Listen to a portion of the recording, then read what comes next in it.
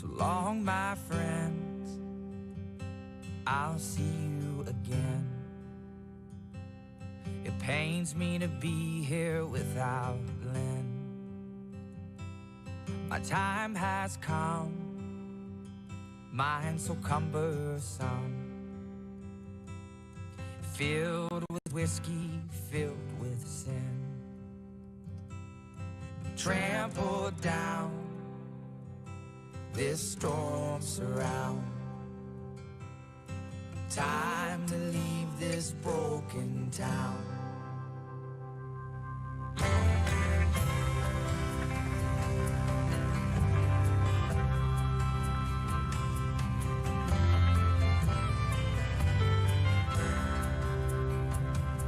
So long, my folks, how the story goes.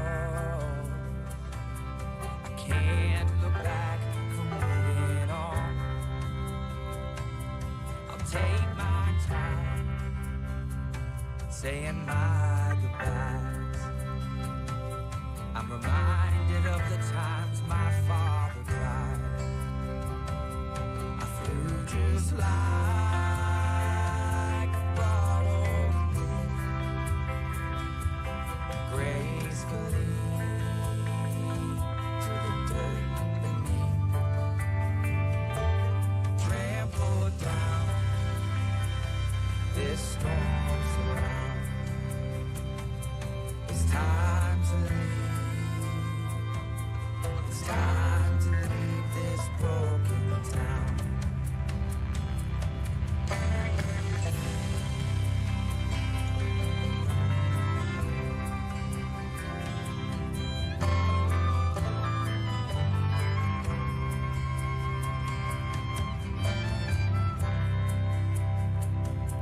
I'll take this road, however far it goes,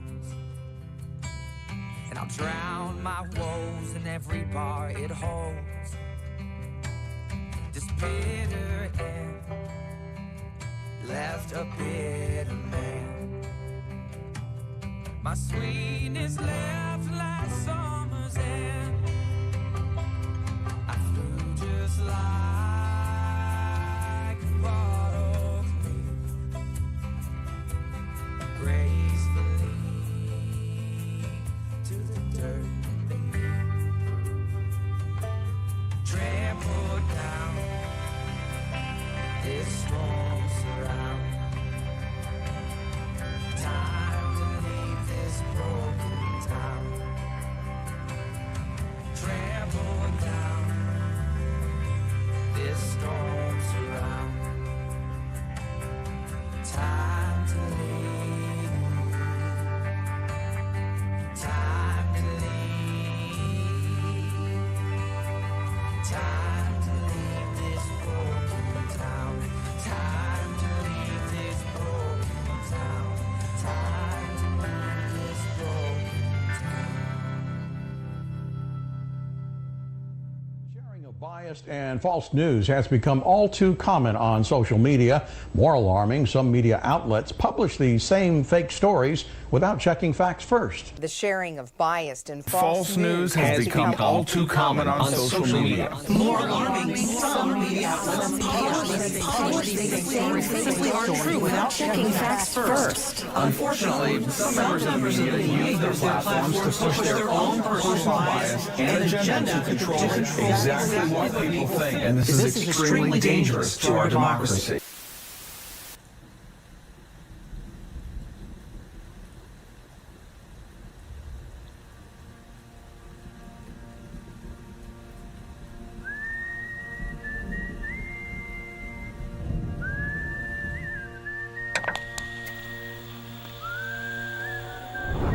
As the world watches and listens in horror, the peaceful pro-democracy demonstration in China comes to a violent and bloody end. Mr. Gorbachev, tear down this wall.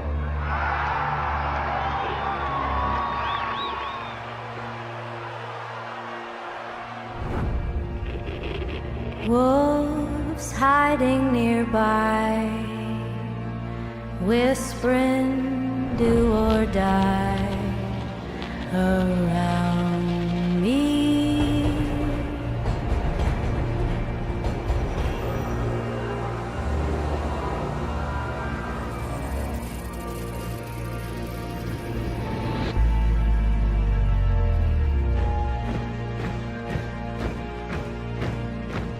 You say your last good night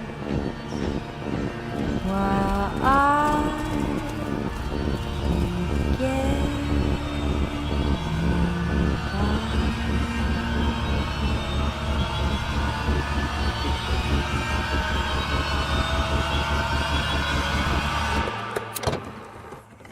There is another very important phase of warfare.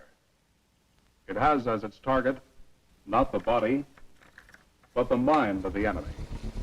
The target of psychological warfare is against the enemy's mind. It is words and ideas. The ammunition used by Psywar.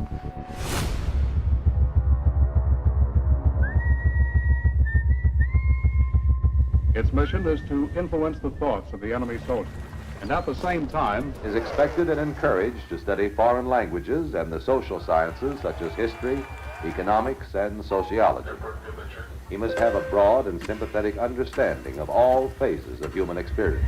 gripping at my skin, the walls of night closing. But the use of this force as an integral part of combat has now taken on new form. As I wait to say my last goodbye.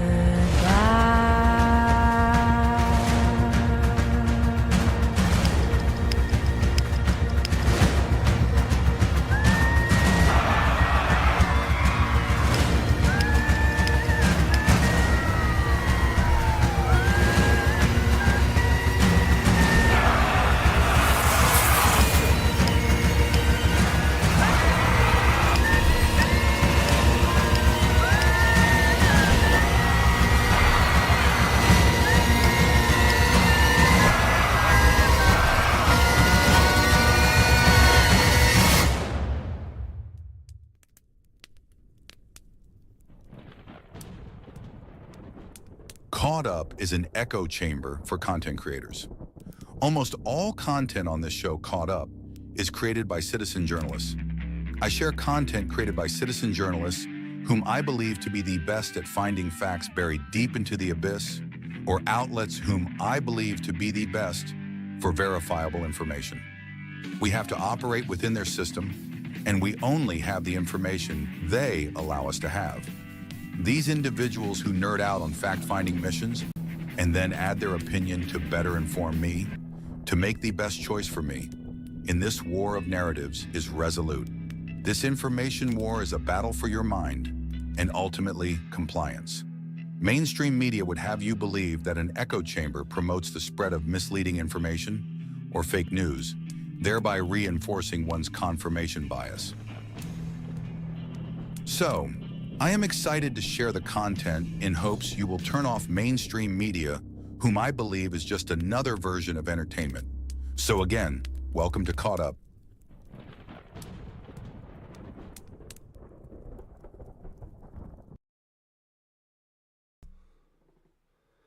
All right, guys, welcome to Caught Up, episode 58. Everything is bullshit. Here we go again, right? This Blue Anon. Blue Anon. What's a Blue Anon? Is this like a psychop, or a psyop, or the opposite of a Q Anon, a Blue Anon? I don't know. Anyway, we're going to get into a little bit of the Blue Anon thing. We're going to go through a little bit of some of the current events that's going on with, the Blue Anon thing. There's a short video for that where this gentleman, he gets out there and, well, when you see it, you'll understand what I mean, because they went after President Trump for exactly everything that this Blue Anon is all about and carrying on with. So, and then with like everything, it's all bullshit. So we're going to get into, have a little bit of Epoch Times. I think it's Act Blue, breaking news there. A little bit of Gateway Pundit, a little bit of X. What the crap's going on here? A little bit of Gateway Pundit. Anyway, I have that in store. It's Tuesday, new location. Just trying to get everything together and up and running and operated the way it's supposed to be. And my last show was pretty good and see any hiccups with it. Hopefully tonight's show's the same way. Although YouTube seems to be acting a little stupid a little bit, but it's probably par for the course. So anyway, Brian Riley, Echo Chamber, for those of you who don't know me, would let you know we have a live chat going. Nobody's on it. Usually just Ed Reno, my buddy, but most of the time, no one else. I tell everybody hit the like button or dislike button. It doesn't matter. It's all about the algorithm for Rumble. I didn't do this to create some huge following, but I do like the interaction when it happens. And we're on YouTube and Facebook, along with Rumble, and then I posted on my X. Anyway, all I am is an echo chamber, and I take like my intro says is content creator stuff, and we push it through. Do my best to make sure that most everything that's pushed through is as much fact as that they allow us to have, right?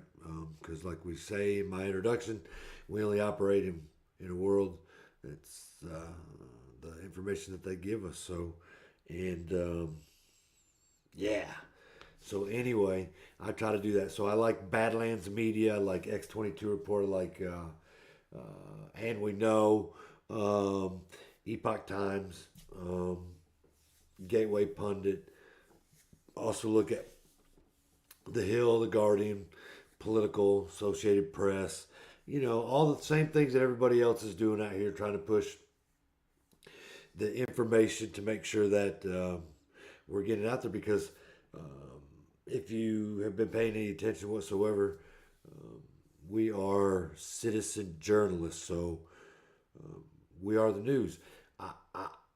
I would love to be able to tell you that every time there's an event, we send somebody out there and we get live breaking news moments, that kind of thing. But that's not the case at all. And so we depend on people like me who are there, and they use their phones and they post the stuff. I feel like that's probably more factual journalism than the mainstream media's. So anyway, just giving a short little who we are. It's what I do is we push everything else, and it's called Caught Up. And so far, it's been fun. It's a great way to interact. It's a great way to I don't know, decompress maybe for me. I use this to run my mouth, and I'm from East Tennessee, so I have an East Tennessee public education, and so it's been fun, and it's therapeutic. So I hope you enjoy the show. So we'll get into we'll get into a little bit of Epoch Times here real quick. All right. All right, here we go. Okay. Epoch to me is a right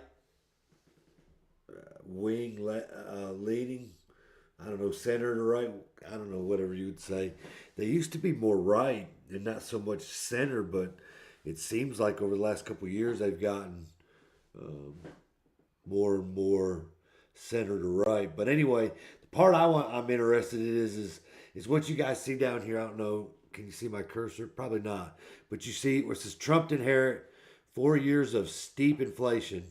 4 things to know. The new CDC, FDA, and NIH nominees. Where do they stand on key health issues, right? How Trump might tackle gender ideology, critical race theories in schools. Religion in schools make a comeback and in some states shunned in others.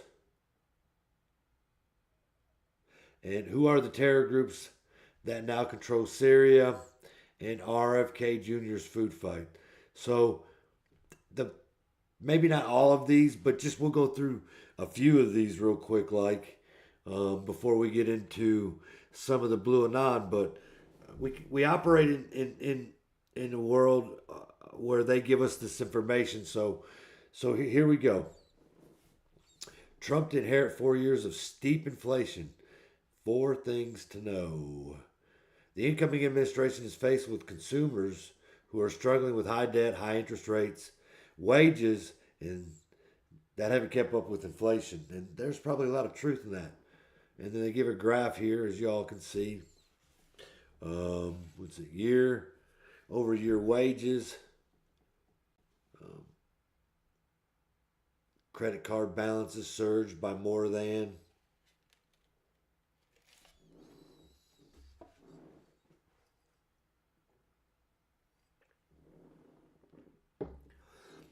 Average 30-year fixed rate mortgage says 7%. Mine's higher. Retail sales year over year. Consumer sentiment index. And if you believe in graphs and stuff like this, then this may be for you, but it's not necessarily for me. Although some people like looking at pictures. So inflation was the chief issue for millions of Americans going into the 24 election. When President Donald Trump left office in 21, oh wow, imagine that.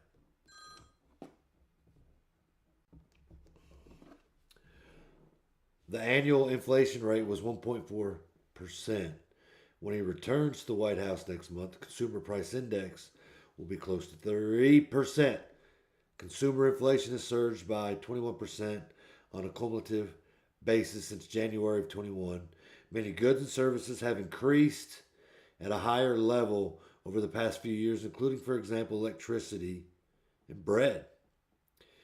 Treasury Secretary Janet Yellen doesn't expect prices to drop to pre-pandemic levels, and she explains that. The cumulative inflation effect, especially in such a short time, has weighed on businesses and households in various ways. I have my opinion on this. My opinion is that a man that wasn't duly elected came into office on January 20th, and on day one, made a bunch of executive orders and changed the structure of our country by a stroke of a pen, just by signing his name. And so when they say that they don't expect prices to drop to pre-pandemic levels, I disagree. I don't understand why it can't go back to that. Like I said, or I have said in the past, the chickens are not negotiating with the farmer on how much to sell their eggs or the chicken byproducts that are being sold in the stores. The oil that's coming out of the ground or out of the ocean or wherever it comes from is not negotiating with the guys that are drilling for it. These things happen by politicians in office that are not elected duly, and this is what you get. We're not supposed to operate off of executive orders every 4 years with each new president that takes that oath. I would say it's the opposite. I would think an executive order should be used cautiously, although some people like it, but it changes the landscape of our country. So the 4 years that Trump was in office, when he signed those executive orders that put in place to make America great again with our infrastructure for the economy. What is it? Oh gosh, our natural resources.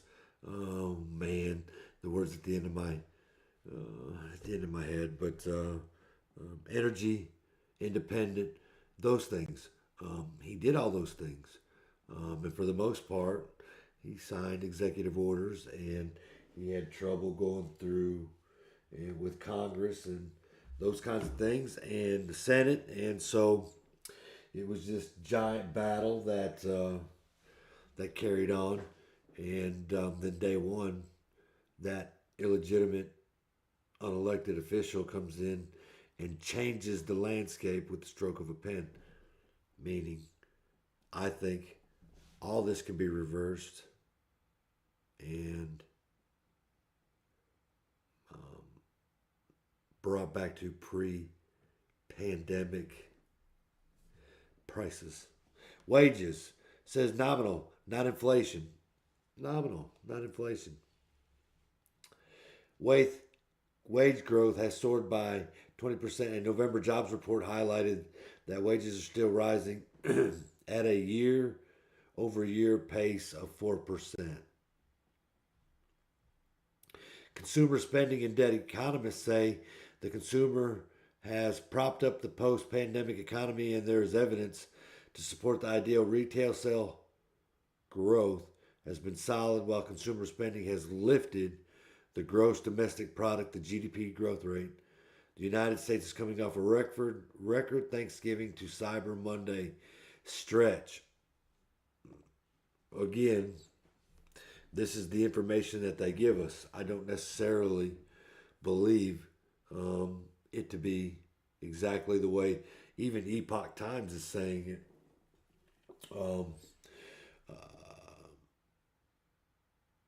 A record Thanksgiving to Cyber Monday. I'm having trouble believing it. I say that because I work in the public every single day. I talk to people every single day. I work on a university. There's hundreds, thousands of people.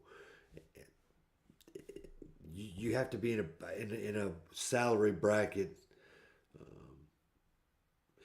So you have to be pretty comfortable to not be affected by what's happened over the last 4 years. And there are some out there that are that way. But for the biggest part of us, it's not. So, consumer spending and debt. Consumer spending is probably low. Consumer debt is probably high. There are a lot of people out there who have suffered through the decisions over the last 4 years from this administration. Interest rates, the Federal Reserve. Hell, that's a show we could do all on its own, is the Federal Reserve.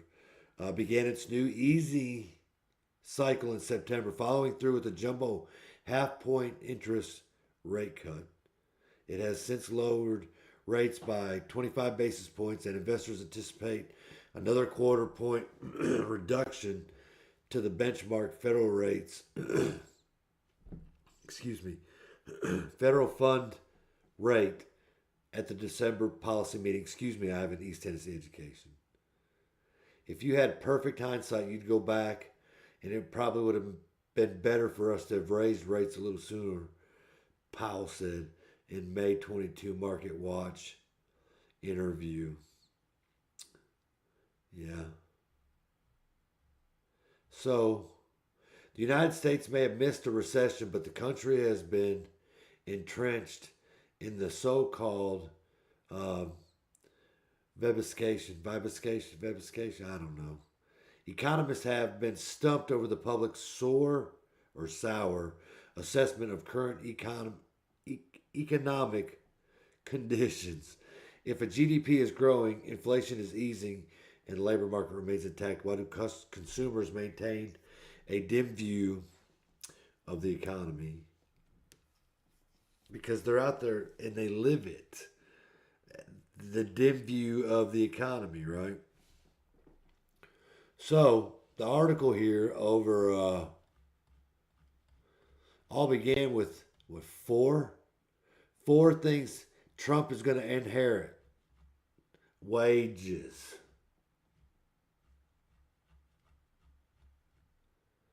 consumer spending and debt, interest rates, inflation.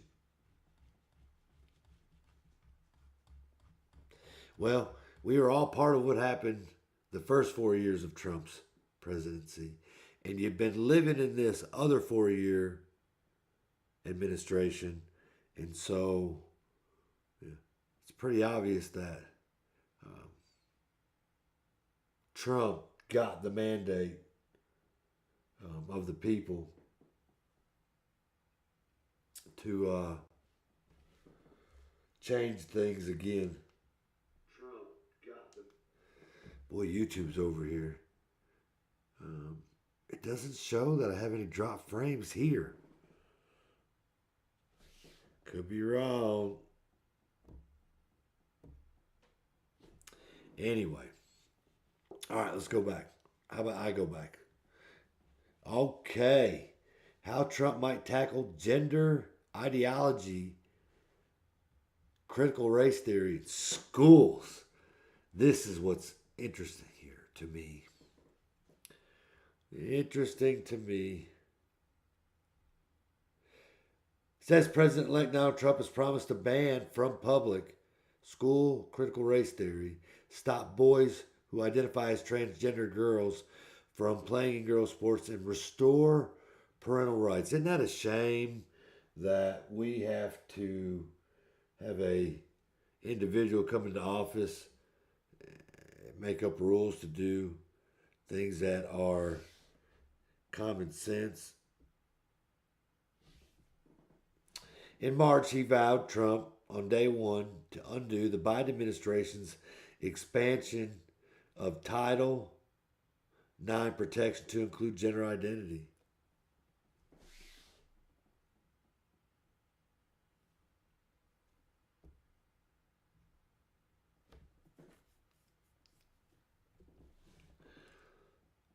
He also stated in his campaign platform that he would cut federal funding for any school program pushing critical race theory, CRT, or gender ideology. He also promised to abolish teacher tenure for grades K through 12 and adopt a merit pay, cut the number of school administrators, adopt a parental bill of rights, and implement the direct election of school principals by the parents. So, the McMahon lady that was put into or nominated for Department of Education. McMahon, the WWE lady. Remember? I know that he talks about this right here. He also talked about doing away with the Department of Education, giving it back to the states. Getting rid of the federal bureaucracy that comes with receiving federal funding. Just think that your local school receives local and state funding and federal funding.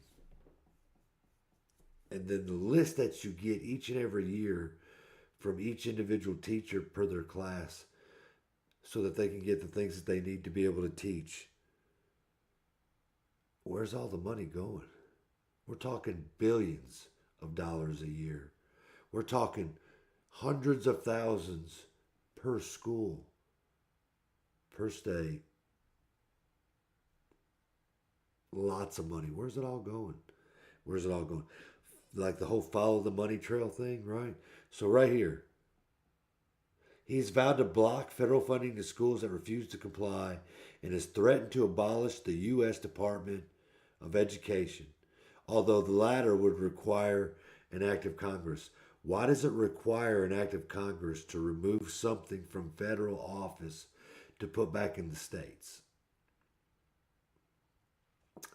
Yeah, I don't think. I just disagree with this. Look, I could be wrong. It's just my opinion. I didn't write the article either. But we know where he stands on this. See right here, on November 19th, he nominated Linda McMahon to lead the department, stating, "We will send education back to the states, and Linda will spearhead the effort." He promised to stop the department from using taxpayer money to indoctrinate America's youth with all sorts of things you don't want to have our youth hearing.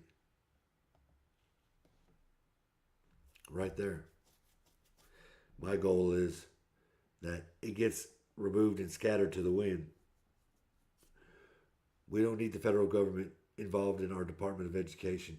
If you go back and look at where we were on a world scale, as far as education in K through 12, we were at the top before the Department of Education was created.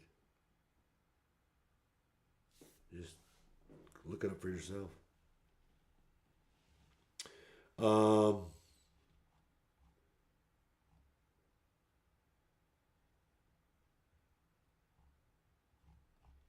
Okay. This particular article, let's see, critical rate, let's see, what's it say? Candace Jackson, an attorney who served as an acting assistant here. Secretary for Strategic Operations in the Department of Education's Office of Civil Rights Deputy General Counsel during the first Trump administration said she expects Trump to roll out specifics on the first day of his administration to directly go after schools that are determined to hide social gender transitions from parents. So California is going to be in trouble. I would imagine New York's going to be in trouble. So this article's on Epoch Times. If you're interested, that's where it is. Let's see.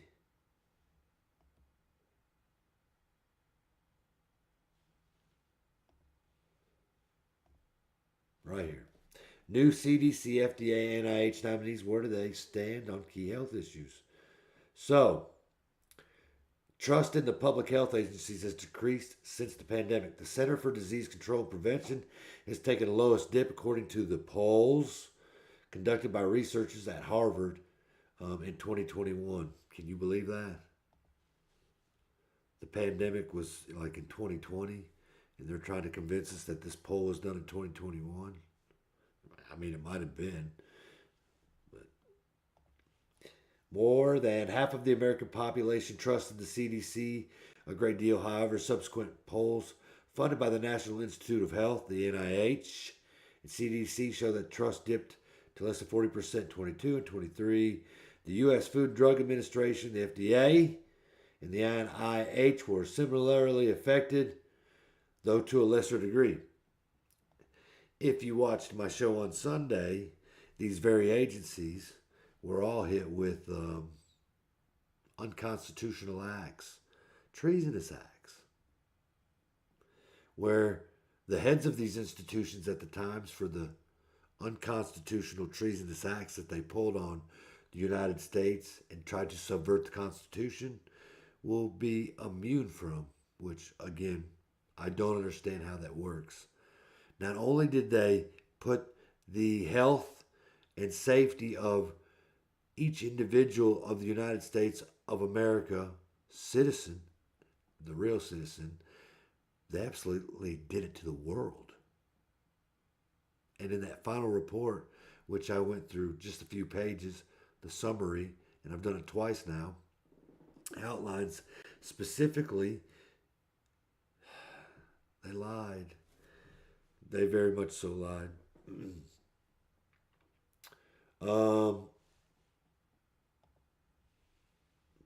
The newly Nominated agency heads hold views that differ from those of the departing leaders, creating a potential tense dynamic between the agencies and their new leadership. They're going to go back to the way things were, or how they are supposed to be, or how they're perceived to the public, because these are entities that were created by people that we supposedly put into office. And again, they work for us. We should know. NIH Director Dr. J. Bhattacharya, if I'm saying that correctly, a professor of medicine at Stanford and the new pick for the head of the NIH, will be making decisions and on allocating potentially $50.1 billion of funds into research that would benefit America's interests. And wouldn't you like to know what the research is that they're using $50.1 billion American taxpayer dollars for is? And not like stuff like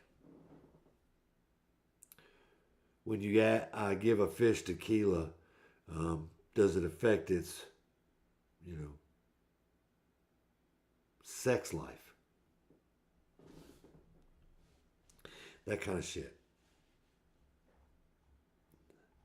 What else? FDA Commissioner Marty McCary. Here, look for yourselves. McCary. Maybe it's McCary. A professor of surgery at Johns Hopkins School of Medicine and author of several books, is seen as a person who values evidence more than consensus. I don't know who nominates these people. In his nomination statement, President-elect Trump said that he was confident. Okay, so Trump apparently nominated this. But this guy, a professor of surgery at Johns Hopkins School of Medicine. Johns Hopkins. They're part of these event 201s and these think tanks and stuff like that don't bode well for the American people. I'll just tell you that. It's probably something you should go look up, do some research on.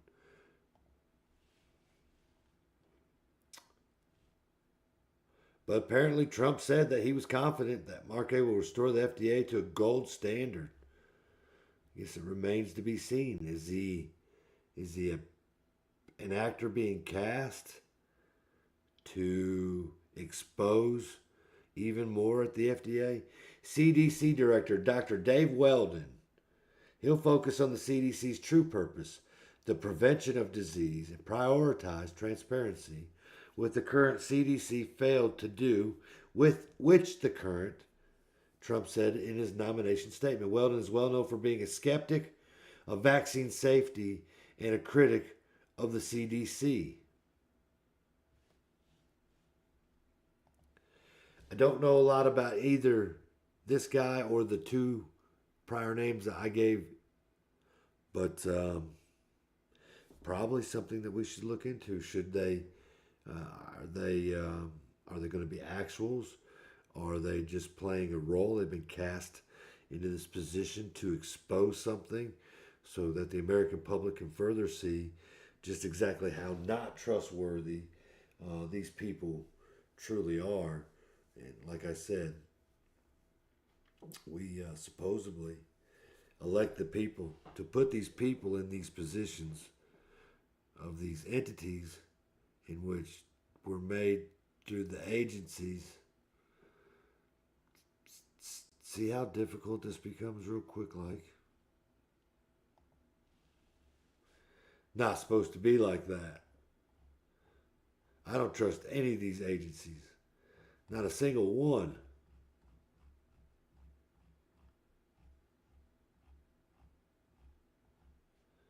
Them three gentlemen right there, ladies and gentlemen. Trump nominees. Okay. Were you all aware of Act Blue, the online clearinghouse for democratic action, right? It's new evidence of alleged Act Blue foreign money laundering operation revealed.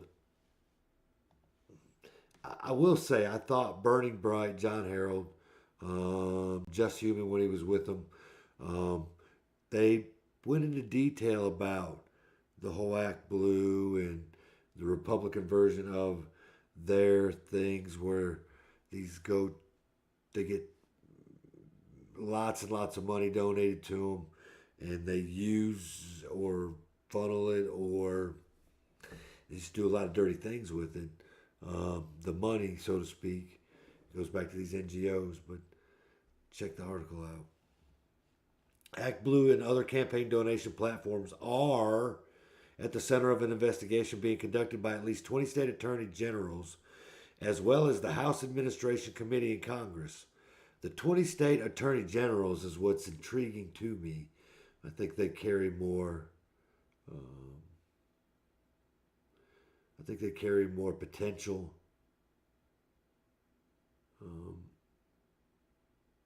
action or accountability on some of these people if they're found to be guilty of a crime. So versus a House Administration Committee in Congress. It's also subject to lawsuits in Waukesha County, where earlier this month a judge allowed limited discovery into Act Blue to proceed. The term used to describe the alleged operation is smurfing. Peter Berninger, Chris Gleason, Phil Allison, and their team discovered the suspected campaign money laundering operation and went public with it in 23 when James O'Keefe's OMG published videos interviewing suspected victims of a scheme. According to the FEC.gov website, there are potentially thousands upon thousands of individuals whose identities are being stolen to launder millions of dollars to political campaigns and PACs across the country. The scheme can be verified by anyone. Simply go to the FEC.gov under campaign finance data, select look up contributions for specific individuals, put Act Blue as the recipient name, select a zip code or city you'd like to search. Under occupation, put retired. Uncheck the report time period box or expand it to the date range you'd like it to check. The last step is to click export. And in the top right hand corner, this will download the data in a spreadsheet format. When you open it up, sort the data by name. Each contribution in this alleged scheme is typically under $5.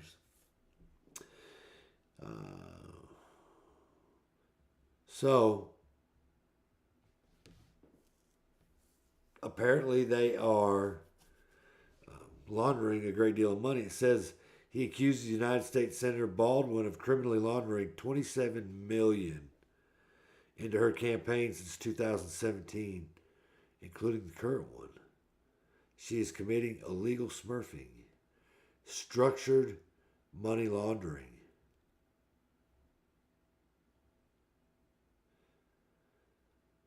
Oh, see, and it goes into great detail. And you can go to the article in which it was prepared by. And,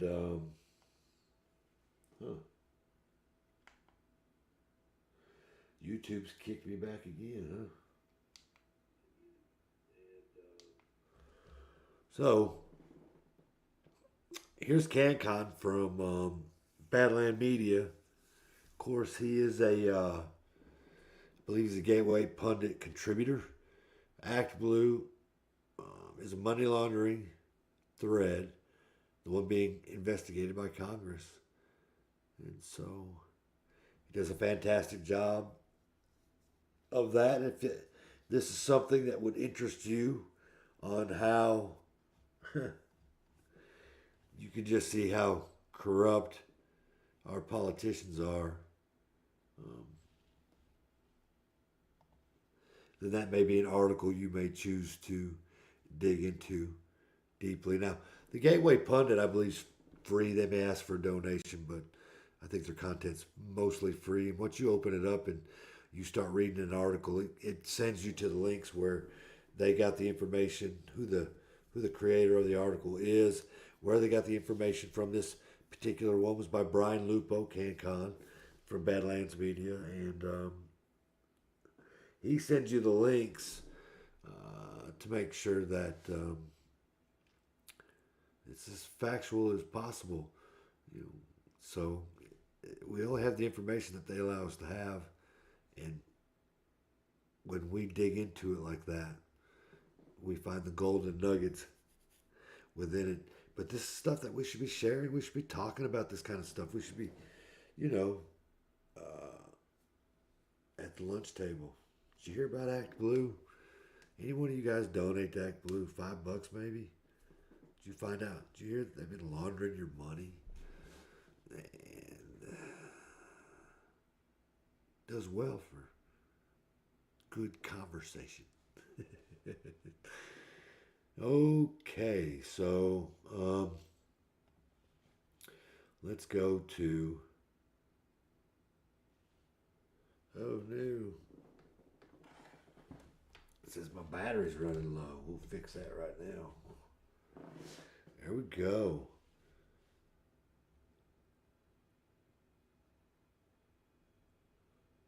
Okay, I don't know what that was.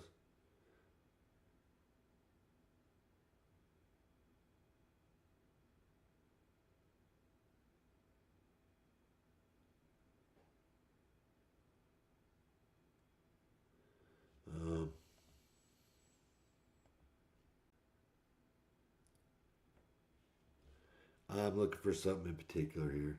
I wanted to show the Act Blue.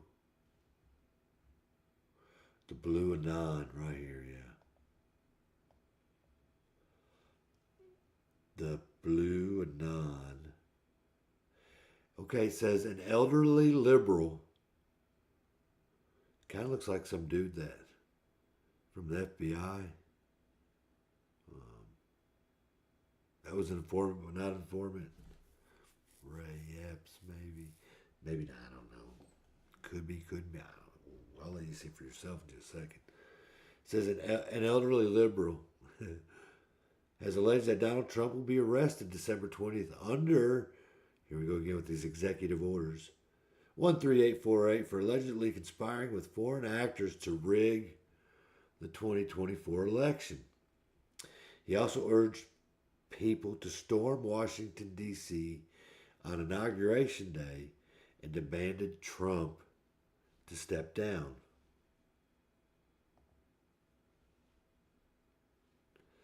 All right. It's a 4-minute video, guys. So, let's see how this goes. Enjoy it. See you in a few. I want to just leave this short. It's 4 minutes. We'll do this before 5. Guys, don't forget. It's we the people, okay? We have executive order coming out, 13848, right? It's going to be implemented. It's been out. Donald Trump helped create it. And it's going to come back to bite him in the ass because what it does is it says how we have to proceed when we realize that there has been outside interference in our elections. There definitely has been. They're going to reveal that on the 20th of December because 45 days from November 6th brings us to December 20th, which is 6 days from today. So this coming Friday. So have a great weekend. Do your laundry. Hang your stuff out if you can. Change the sheets to your bed. Go grocery shopping. Get everything set up. Go to church tomorrow or don't. Pray at home. Hold hands. Love the ones you're with. Be good to yourselves. And let's get our country back, right? Next week, I have a feeling this Executive Order 13848 will be implemented. And if not, a month from then, December 20th to January 20th, the day of the inauguration, we, the people, are going to have to show up in Washington and have this guy step down. The 3% rule states that if you have 3% of a group of people's population, 3% of a particular population, if they gather in mass, they can change everything. So we have 330 million Americans. 10% of that is 33 million.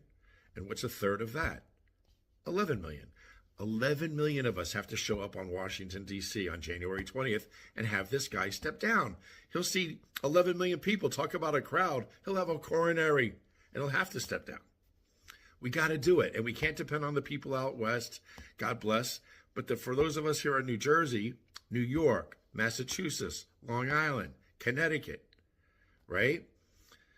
Everybody, we got to converge on Washington. Black, white, trans, LGBTQ2, drag queens, peacefully, cohesively, we're going to meet and have this guy step down on January 20th. That's our fail-safe. And I just want to put a smile on your face because I don't know if you remember, but I'm 61. And in the 70s, watching cartoons on Saturday morning, they had this thing called Schoolhouse Rock. And they were trying to teach you about our government through songs. And I'll sing the one that I remember. I remember how it goes. We the people, in order to form a more perfect union, establish justice and ensure domestic tranquility, provide for the common defense, promote the general welfare, and secure the blessings of liberty to ourselves and our posterity, to ordain and establish this Constitution for the United States of America, right? We the people of the United States, in order to form a more perfect union, establish justice, ensure domestic tranquility, provide for the common defense, and promote the general welfare, and secure the blessings of liberty for ourselves and our posterity, do ordain and establish this Constitution for the United States of America. Then your mother, you watched that on TV, you'd be watching Scooby-Doo. Scooby-Doo was over. You had your second bowl of Captain Crunch. Fat Albert's about to come on. Your mother would come out. Turn the TV off. That's it. That's enough cartoons. Put your cereal bowls in the sink, get dressed, and get the hell outside. I'll put you to work. So that's how we were treated. Then you went outside at 10, and you had to stay outside all day. Your mother was cleaning. She was making dinner. She didn't want you in the way. Anyway, good times. Oh, I've been too long. It's 8 minutes now. I'll try to keep these shorter, but just smile, man. Donald Trump is going away. Have a great weekend, and I'll talk to you soon.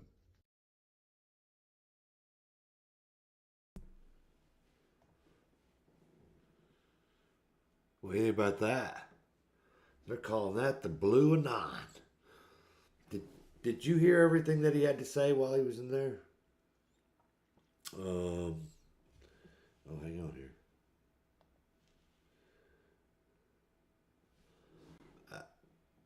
There's how many millions of people in America? And then you only need 3%. And of all of that, he came up with the number 11 million. And his math may be right. All to end up where? On what day? If none of those things work that he believes that we call hopium. Hopium. I lived in hopium. When they said this all went wrong in 2020, I lived by that. These things were going to work themselves out. It was absolute cheating. The burden of proof fell on them, not us. Blah, blah, blah, blah. And no. And so the old Blue Anon, the old Ray Epps lookalike, the old Air Force guy there, the old hopium dude, he is in a world of hurting very soon, like. Very, very soon, like. So, you don't believe that a certain individual can change the landscape of our country with executive orders. It shouldn't be. Check this out.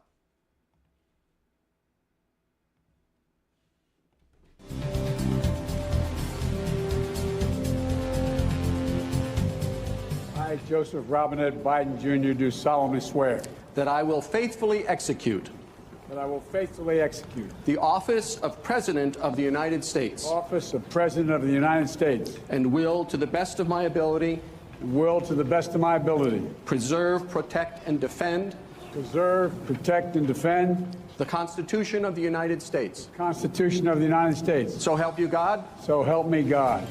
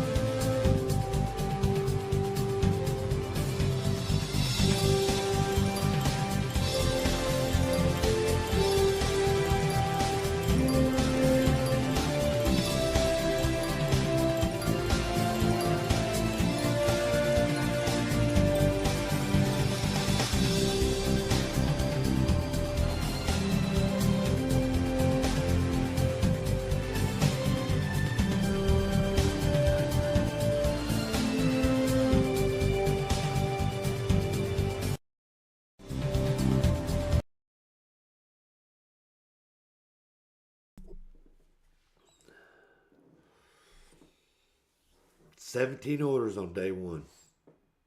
Most of them, all that stuff was from all sorts of different news outlets: NBC, ABC, CNBC, CNN, MSNBC. All of it. Day one. Changed the landscape of the whole country. Day one. Executive orders. It's what I'm talking about. The country was never designed to run like that. No king, no monarch. Just like the dude from the Blue Nile when he talked about the jingles that they made with why can't I think of the name? The guy even said it just a minute ago. Anyway, I saw those too. I grew up on them. Just the same. Very interesting that he would bring those up too, because Schoolhouse rocks. they were pretty interesting to me now. Not so much as a kid, although, well, I don't remember them by heart. I do remember how the jingles went. And,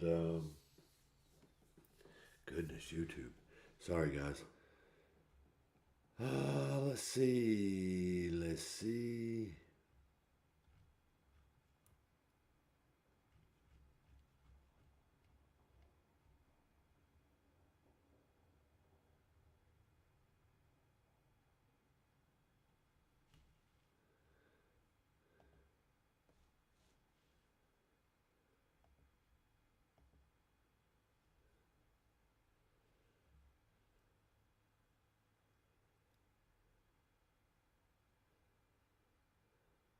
Hang on. Hold for processing.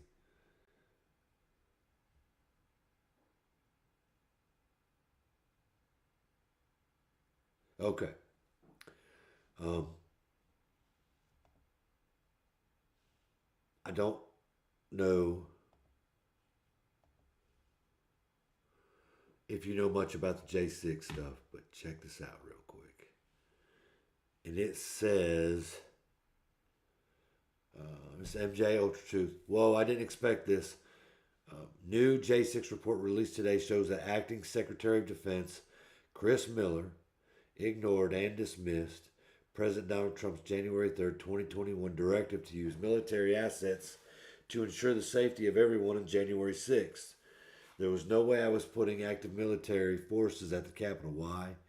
Because I didn't want to be seen as a Trump crony and provoked civil war.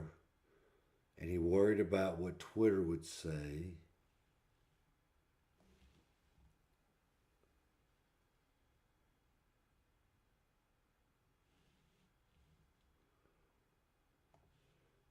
But right here,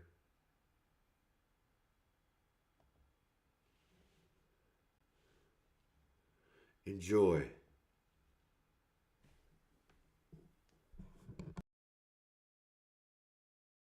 And the left and everybody is to make it look like Trump was trying to overthrow the government.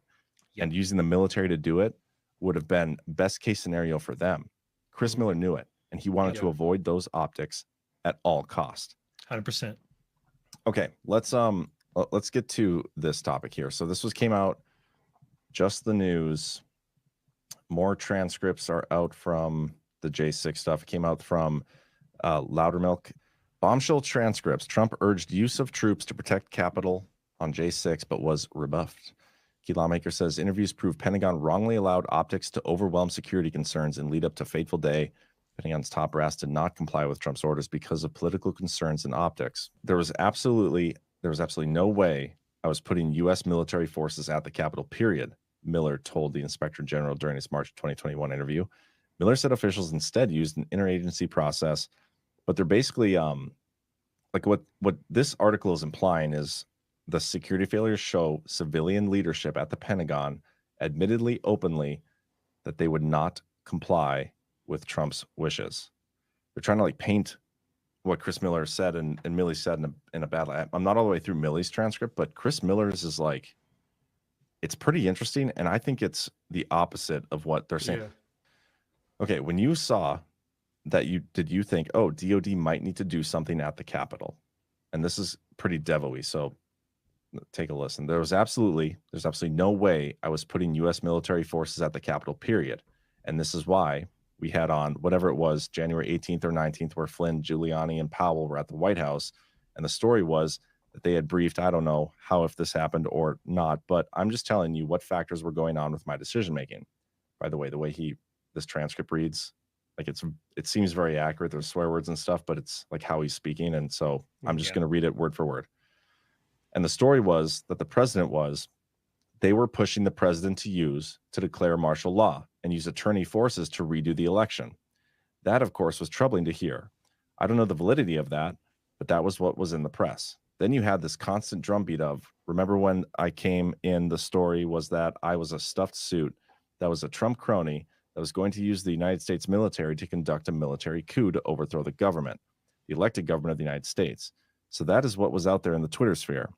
That's what they were talking, right? So that's number two. Number three, 10 former secretaries of defense, whatever week that was before, write a letter to the Washington Post, basically a letter to those of us in the DOD, cautioning that they were concerned that I was going to use the United States military in a way antithetical to the Constitution. So we had those elements going on. There's also a strong feeling because I based from the congressional leadership that the military was going to be misutilized and was a coup for us. So I made the decision based on the request that we would keep, but it was tied to an operational plan developed by the interagency and by the people downtown, like not me, but so I had made a very deliberate decision that I would not put U.S. military people west. We decided east of 9th Street, northwest. I think it was northwest, I can't remember. And the reason for that was I knew if the morning of the 6th or prior, if we put U.S. military personnel on the Capitol, I would have created, the greatest constitutional crisis probably since the Civil War, because that would have been interpreted by the press, by the punditry, but most importantly by the elected officials on the Hill as an effort by the Trump administration to influence the Electoral College count. So those were the factors that were playing into my mind that we were not putting U.S., and it's wrong for the U.S. military. Remember, domestic law enforcement's got lead in this country. You guys know we don't use their military except as an absolute last case scenario, and that we were not even close to that. It's my commitment to the institution because remember how screwed up we did this in the 60s, 70s. I wasn't going to do this again. Anyway, so right off the bat here. So right. He's so right. He's spot on, definitely. But yeah, I find it fascinating because like I'm trying to think in the mindset of like I still fully believe that they implemented devolution, right? But they don't want to play into the enemy's hands as they implement this thing on outgoing. And they know best case scenario for the media and the left and everybody is to make it look like Trump was trying to overthrow the government. Yep. And using the military to do it would have been best case scenario for them. Chris Miller knew it, and he wanted to avoid those optics at all cost. 100%. And they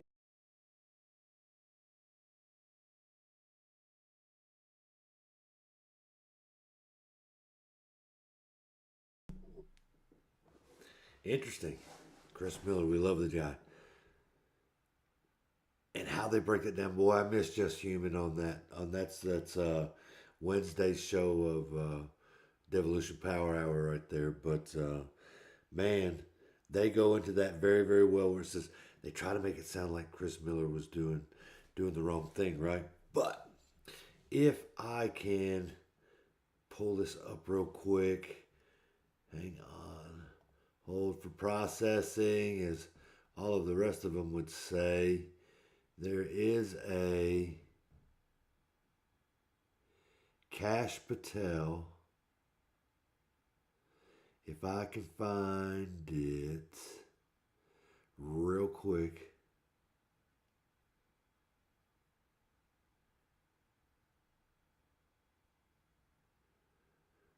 Maybe not.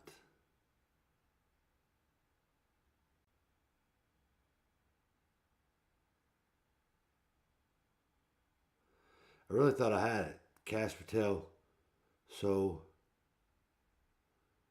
correctly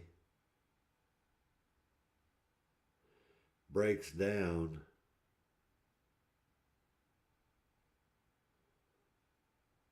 his position on civilians and their role in, here it is. Oh, hang on.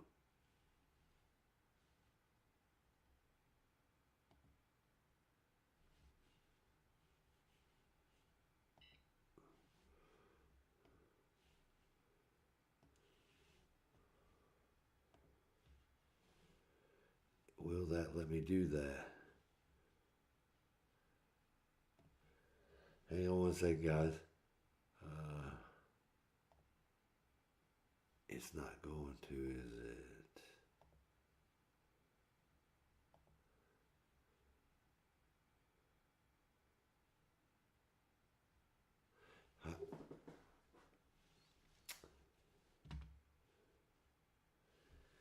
Darn it.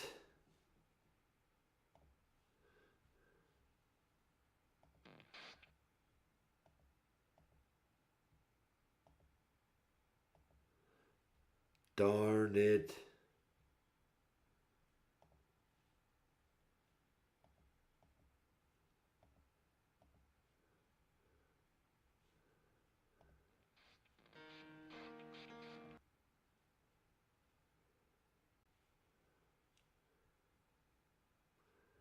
Nope. No, no, no.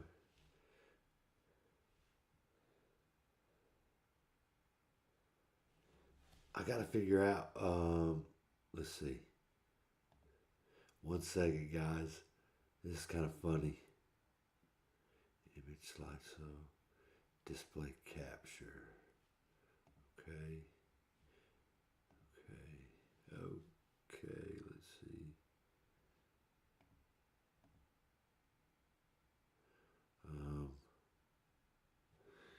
If I can do this correctly.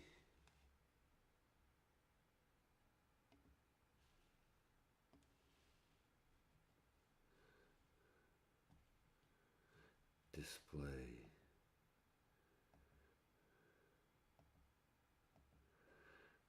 Nope. It's not going to let me do it. Darn it. I'm not as good as I thought I was. Man. Anyway, he goes into saying that I wonder if you can hear it.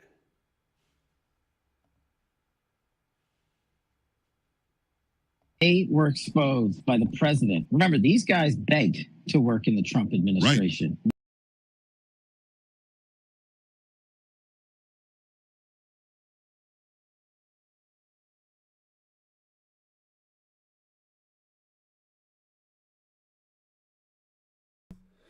Okay, hang on 1 second. We're going to rewind this right here, and then I'm going to play it.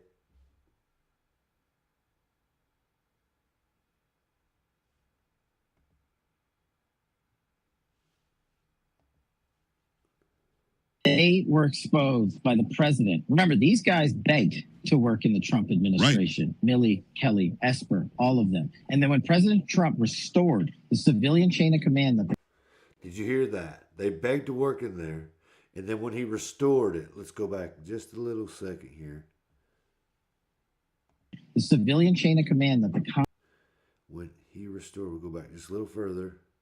And then when President Trump restored the civilian chain of command that when President Trump restored the civilian chain of command. When he restored civilian chain of command, I'll let it finish playing. The Constitution requires the President of Washington set for us. They got ticked. That the Constitution requires that President Washington set for us. Let's go back. Let's do it one more time. All of them. And then when President Trump restored the civilian chain of command that the Constitution requires the President of Washington set for us. Did you hear that? That requires of us. They got ticked off when he took away their nest egg in the defense industrial. Excuse me.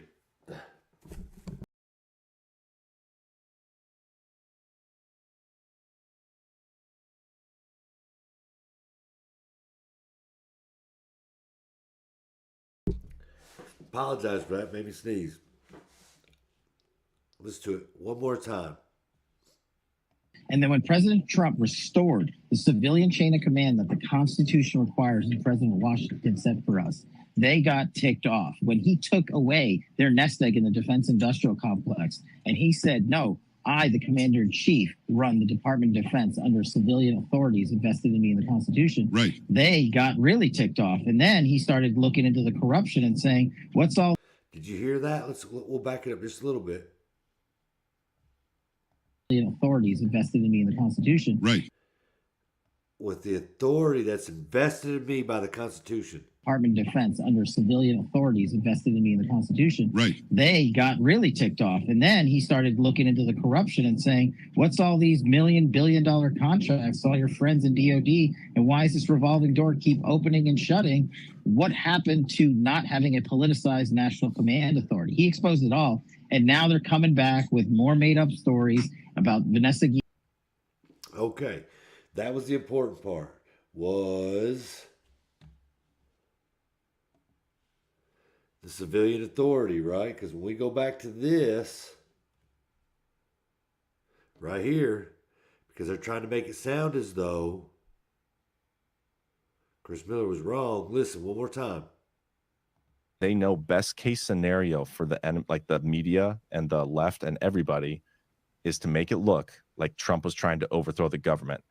And using the military to do it would have been best case scenario for them. Chris Miller knew it, and he wanted to avoid those optics at all cost. 100%. Okay, let's get to this topic here. So this came out, just the news. More transcripts are out from the J6 stuff. It came out from Loudermilk. Bombshell transcripts. Trump urged use of troops to protect Capitol on J6, but was rebuffed. Key lawmaker says interviews prove Pentagon wrongly allowed optics to overwhelm security concerns and lead up to fateful day.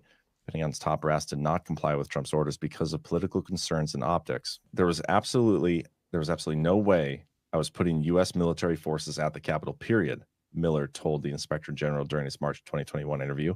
Miller said officials instead used an interagency process, but they're basically like what this article is implying is the security failures show civilian leadership at the Pentagon admittedly openly that they would not comply with Trump's wishes. Civilian leadership openly defied Trump's orders. And then the reason I did that was because you heard Kash Patel talk about how they got pissed because Trump put civilian leadership in charge per the Constitution, George Washington. Here we are now, Chris Miller. Amazing how this has come full circle, right? Very interesting. I love how it all is coming together. We are in exciting times at the moment, right? Because that man, I love how all of that fits together. The whole narrative thing really excites me, man. That shows civilian leadership at the Pentagon admittedly, openly, they would not comply with Trump's wishes, with some saying they did not like the optics of armed soldiers or guardsmen roaming the Capitol with weapons. Amazing. We like our boy Chris Miller now, that's for sure. And the narrative that they're using to come after him as a guy that defied Trump's orders is very interesting, because if you remember correctly, Maddow thought it was the dumbest thing in the world for Trump to do that to Miller. I bet you, let's see, I say I bet you, watch this. We'll try this one more damn time. If I can find her, where she talks about him being a dummy and needing to be put like in Antarctica on some special mission. And I probably don't have it. I probably deleted it because who likes to keep all that space, especially with Mad Dog Maddow? Although I probably should have kept that one, huh? Would have been a good one. All right, I can't find it. But anyhow, how all this stuff is all tying together is amazing. I think it's great that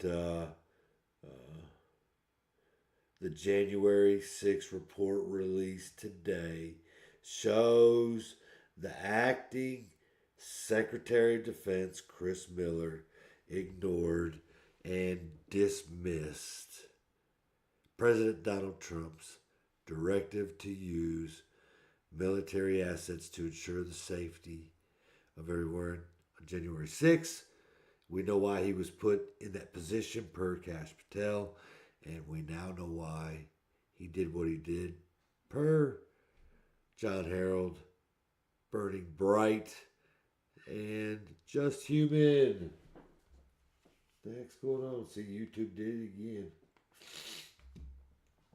It's trying to bump me. Trying to bump me off somehow or another. Anyway.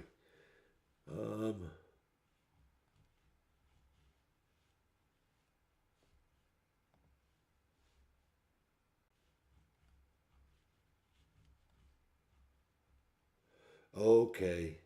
Let's see.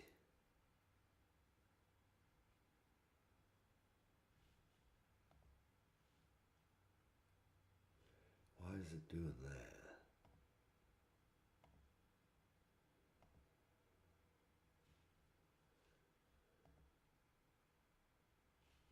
Okay. Hold for processing. So, and it did it again. Thank you.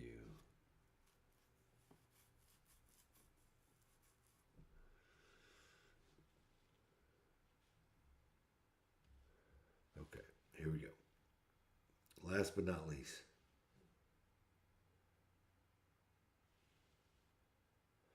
Weaponization. When I talk about the media and how they're controlled, right here's how and why. Biden publicly ordered 11 federal agencies to look into Elon Musk. All 11 opened investigations.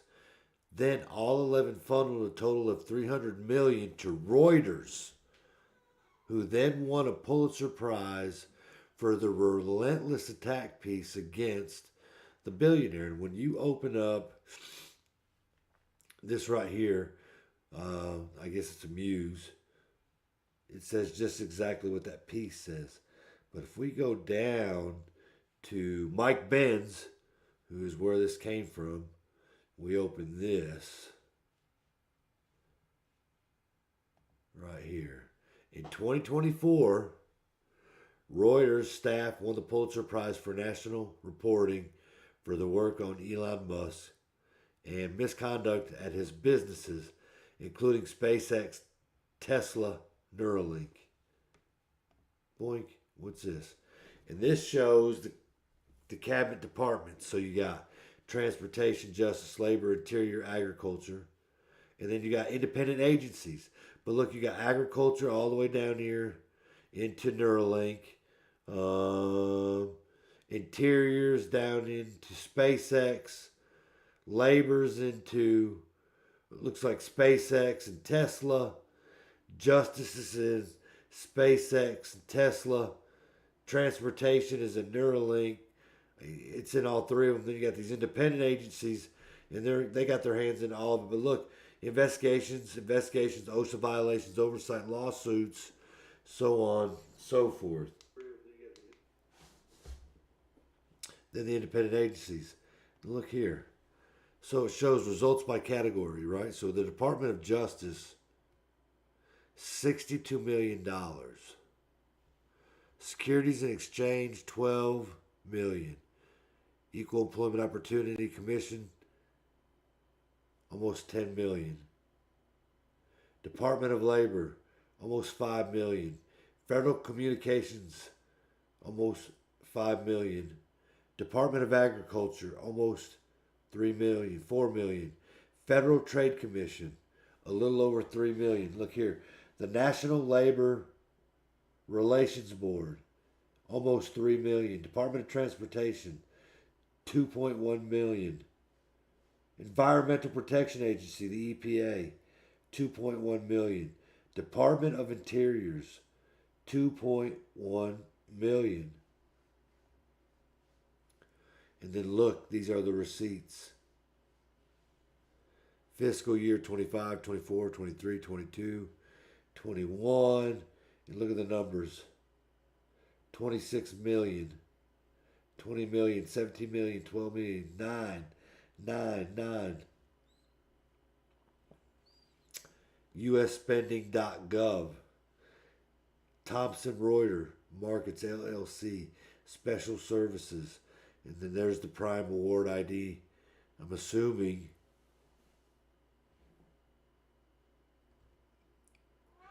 $300 million taxpayer dollars to these agencies. We want Reuters, news outlet, I'm sorry. Very interesting. Very, very interesting. And then, did you hear about Liz Cheney? You know, they're referring her to investigation for witness tampering related to the J6 bullshit sham.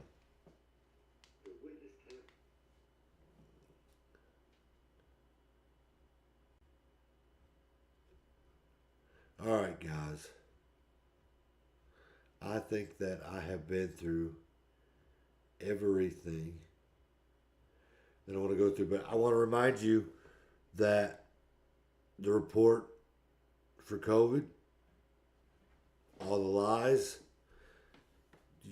we should be passing that information on. It should be front and center. It should be mainstream media, but it's not. And our elections, the House and the Senate, how they continue to count. The landslide is no longer the landslide, and it needs to be talked about. Hopefully, we can get some of these things corrected in office over the next 4 years. Real elections, and accountability for those who knowingly tried to make our country and the world sick, and those that belong in the media and all that, they go with that. So, and then I just don't know. Let's see. Is there anything new on X real quick? Just to do a quick overview. I don't know if you're on X, do you follow Anon? Anon 55, but Anon, he's pretty good at what he does, and has a lot of good content.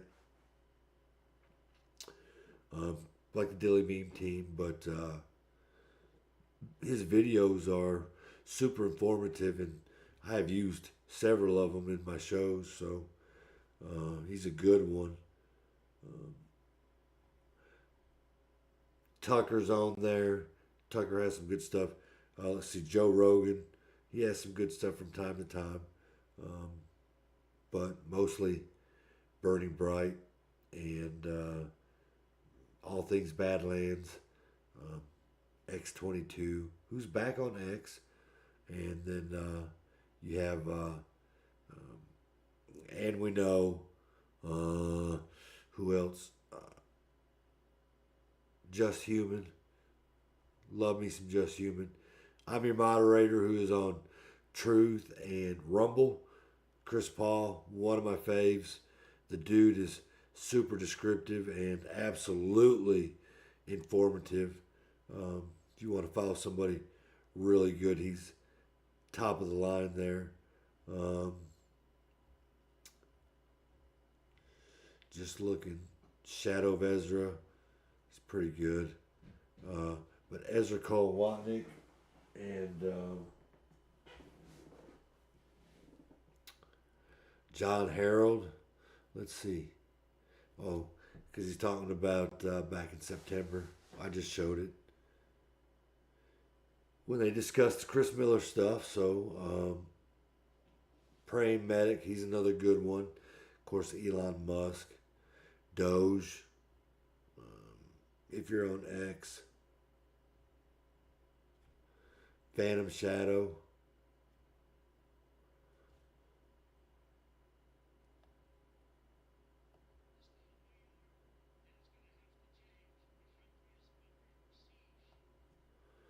Let's watch this real quick, guys. It's by Phantom Shadow. He's pretty good. We have a corrupt and conflicted judge. We have a corrupt DA. We have a corrupt system in New York, and it's going to have to change. Our country is under siege. Why does it seem like he's trying to tell us something? So we have a judge who's highly conflicted. You know what the confliction is. Nobody wants to write about it, and I'm not allowed to talk about it. If I do, he said, I get put in jail. So we'll play that game a little bit longer. We won't talk about it, but you're allowed to talk about it. I hope you do. Sounds like he wants us to talk about it, so that's exactly what we're going to do. Investigative journalist Laura Loomer blew the case wide open on social media. So these are the facts as we know them. The goofball judge overseeing this sham trial is Juan Merchan, or however that stupid name is supposed to be pronounced. I really don't care. Turns out that dirty hippie daughter of his was working for Kamala Harris for the entirety of 2019. It was even up on her now deleted LinkedIn page. You can see it right down there at the bottom. This is information they don't want you to know about. Why else would it have been deleted? Thank heavens for the Wayback Machine.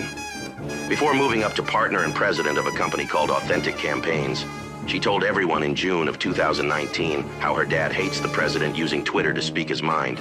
So I've actually had a couple conversations with my dad recently where he's kind of like, I hate that politicians use Twitter and like it's so unprofessional and you know that's not how a politician should behave themselves. And I explained that like, yeah, I think there are a lot of instances where it is not used and like when our president tweets anything that he thinks and like that's not what he should be using it for. Tell me again who was president in June of 2019.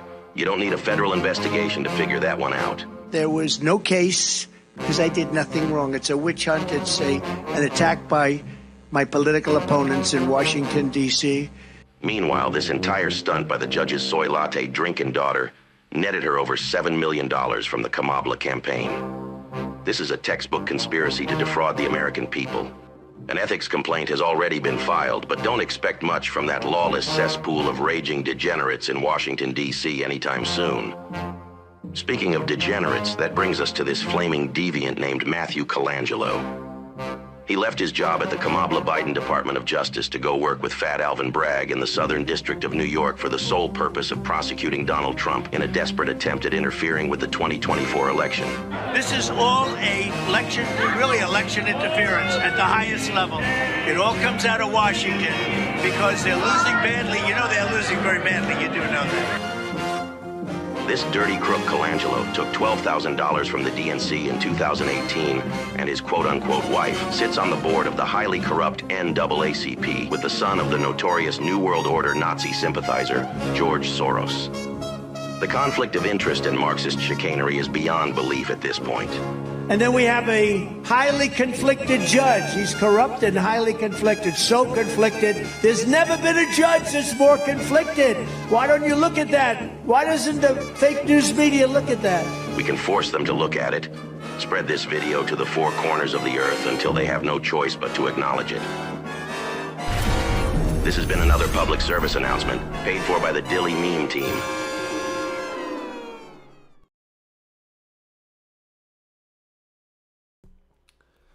See what I mean?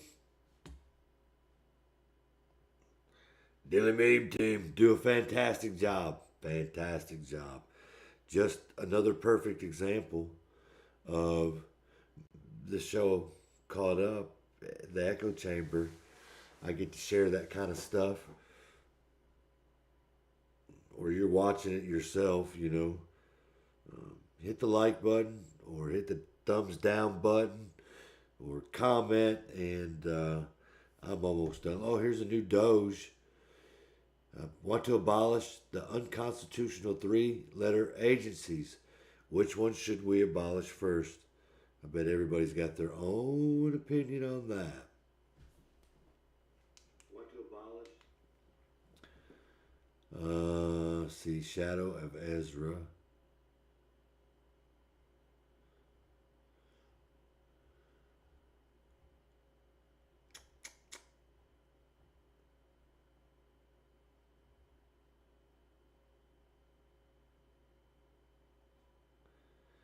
I'm just scrolling through real quick, guys. Here, I could share what I'm scrolling at least, huh? Brian Cates. He's pretty good at what he does. It's an official Department of Justice report that says both Schiff and Swalwell, several top congressional staffers, were knowingly leaking classified materials to news outlets to drive Russia hoax. It was not the FBI or the DOJ, IG running a 3+ year investigation into, and when you open this up,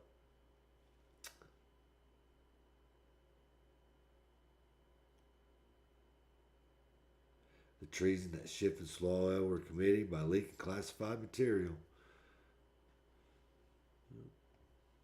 Brian Cates, pretty good. He's a political columnist and pundit. Tim Burchett, yeah, whatever. But, look at there. Elon. Oh, if you're Vols, I'm a Vols fan. Go Vols. Gotta whoop. Oh, look there. See, that's what I'm talking about. There's the blue Anon. And then here's our guy, Anon. It says, look, the deep state is running a psyop on liberals, codenamed Blue Anon.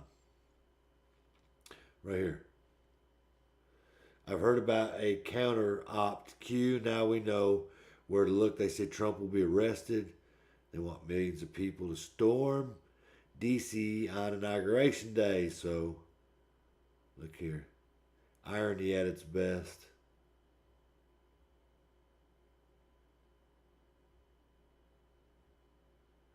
Amazing.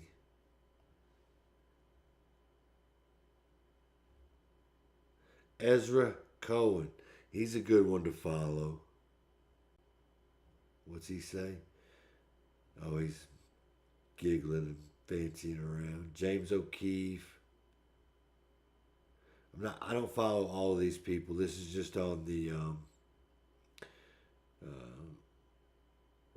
public version of it. So here we go again. Trump talking about completely illegal, psychotic order that deeply conflicted, corrupted, biased, and incompetent acting judge Merchant has completely disrespected the United States Supreme Court and his historic decision on immunity. Trump calls himself the acting president and president-elect. Pretty funny, ain't it? Here's another Tim Burchett. He must be doing a lot at the moment. Look here. Shadow of Ezra. There's the Reuters article. There's the Chris Miller article. See, guys, it's not hard to find. Trump won't do a damn thing about school shootings. Harris would have, and it looks like he was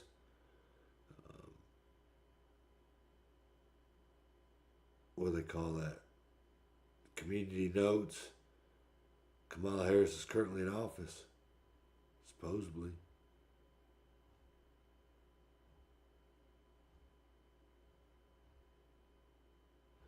Ron Paul. So on and so on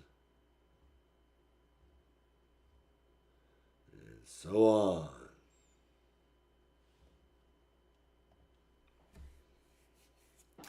All right, guys. I'm going to cut the show off. I appreciate y'all watching. Hit the thumbs up button. Would have been nice to have some people talking in the chat. It said I had quite a few at one time, 9 or 10. It's pretty good for me. If they're real. I don't know if they're real or not, but we'll see. But anyhow, I don't know that I'll be back on Friday. I was doing the shows on Tuesday and Fridays. I may go Tuesday, Thursdays, being that I am in where I'm at now. So, but who knows? Holidays are coming up. If you got family, spend some time with them. And football's coming up. Go Vols. We're going to the shoe. Hope we whoop their asses up there. You know what I mean? And so, with that, y'all have a good evening. Thanks. My heart My heart pumping all day long. Get me to morning when darkness comes. My heart, ooh.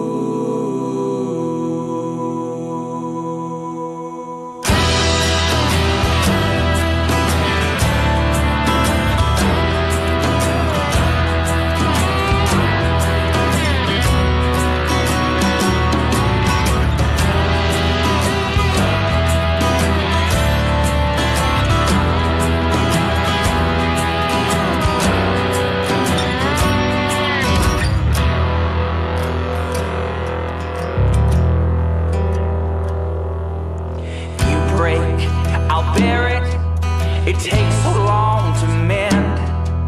It's harder to lean on this shell of a man. You found love in the Lord, your family and your friends. Could you please pray for me that I can find the same